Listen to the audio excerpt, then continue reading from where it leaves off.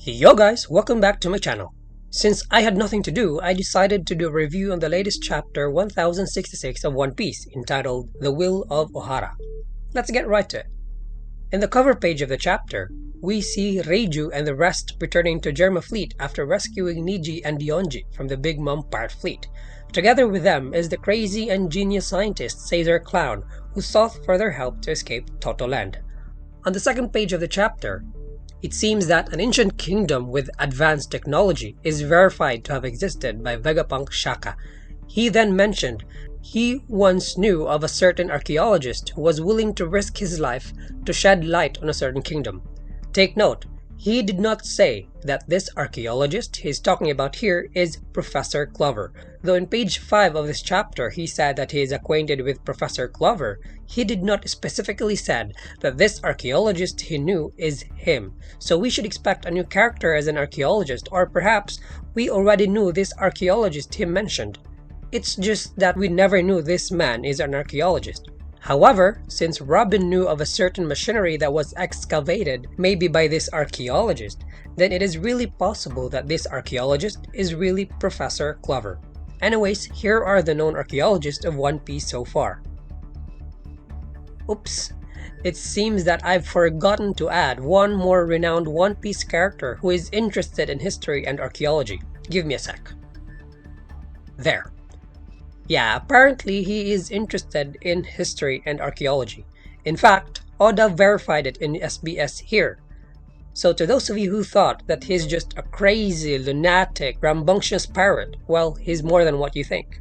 Going back to the second page, Robin seems to have known this machinery that was excavated years ago, and that was verified that this machinery was created during the Void Century. I actually have a conjecture in this. Is it possible that Robin only knew of this machinery by reading the poneglyphs and that she never saw this machinery physically? If that is so, is this machinery one of the ancient weapons written in poneglyph?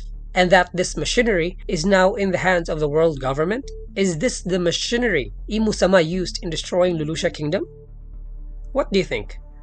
In the third page of the chapter, Vegapunk Shaka arrived at a certain conclusion, the same as the conclusion of Professor Clover and the rest of the Oharan scholars.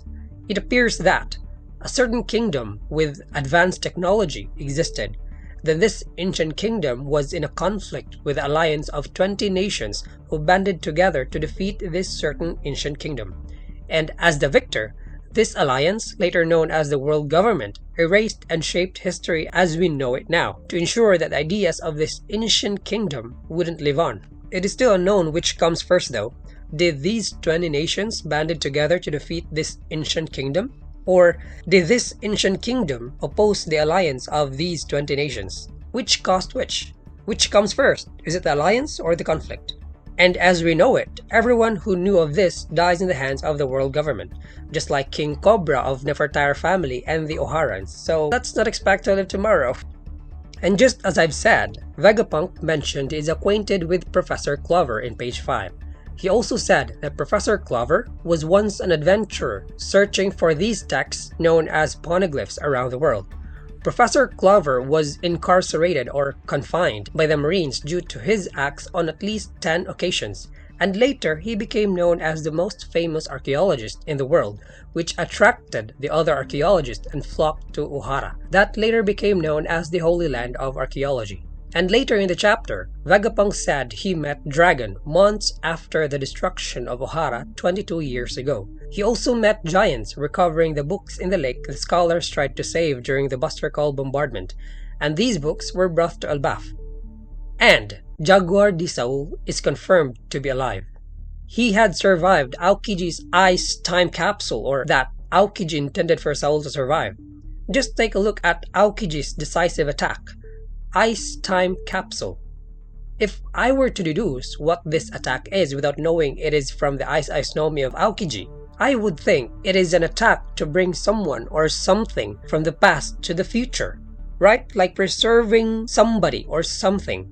It is Ice time capsule. So maybe Aokiji intended to use that attack on Saul to trick the Marines that he had killed him, but was actually preserving his body and wake him up after months. Quite possible, right? Because if he did really want to kill Saul, he could have used his ice saber and pierced Saul with it and end it once and for all. Or after freezing Saul, he destroyed and broke the frozen Saul apart. Right? Or maybe Aokiji really did mean to kill Saul, but the fire caused by the Buster Call bombardment melted the ice away. Also in this chapter, the real appearance of Vegapunk is shown. It seems that his title, the most intelligent person of the world, is not just for show, for he actually has the biggest brain in the world. Just look at that head of his. What is he? A member of a Longhead tribe or what? His head somehow reminds me of Corazon's seat in the Doflamingo family.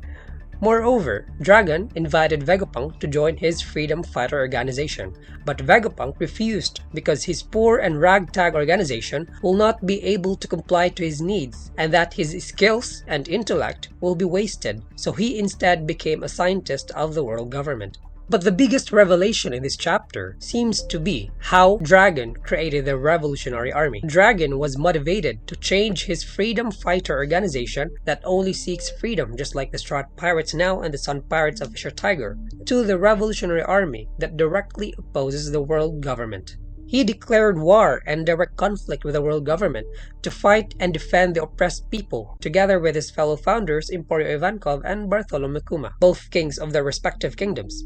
Yeah, you heard me right. I believe Ivankov is also of royal blood. And by the way guys, I'd just like to point out that this flashback story 22 years ago was before the time Luffy was born. Because Luffy was born 19 years ago of the present time. So Revolutionary Army existed before Luffy was born, and that Dragon had met Luffy's mother in the span of 22 years ago to 19 years ago. I just want to point that out. It's not like I have any intention and ulterior motives on revealing that. Then later, Vegapunk visited Elbaf, and there he met Jaguar D Saul, covered in bandages from head to toe. Vegapunk was able to read everything the scholars of Ohara had risked their lives, and that he arrived at the same conclusion the Oharans had arrived at. At the end of the chapter, Luffy, Chopper, Jinbei, and Bonnie met the real Vegapunk, the same Vegapunk shown in the backstory doing some space-time experiment, like space-time, teleportation, time travel, warp, and so much more. And in this encounter, Vegapunk is experimenting on warps. Anyways, more of that time-space thing will surely be revealed in the next chapter, so let's move on. The Vegapunk Luffy and the rest encountered is a bit different from the Vegapunk in the backstory. The difference is that his head is now of a normal human head size with a floating apple thing on top. So there's this conclusion we can speculate, and that is Vegapunk somehow divided his brain to pieces and were put in his cyborgs and clones, the Vegapunk 1 to 6. Or that this old Vegapunk we see in the last page of the chapter is also a clone or cyborg or a remnant somewhat, because he is now only a living brain preserved in a tank that can control everything he created remotely. This idea is because of these too many fantasy movies and anime intertwined together in my head, so please bear with me. Anyways, that's the end of the chapter guys, and I'd like to give you this troubling question. Vegapunk can now create devil fruits successfully, and in fact incorporated these devil fruits with his seraphims, just like this seraphim Jinbei that has the swim ability of Senior Pink. So with the temptation of the devil fruit, is he a devil fruit user himself? What do you guys think? Comment down below and let's talk about them.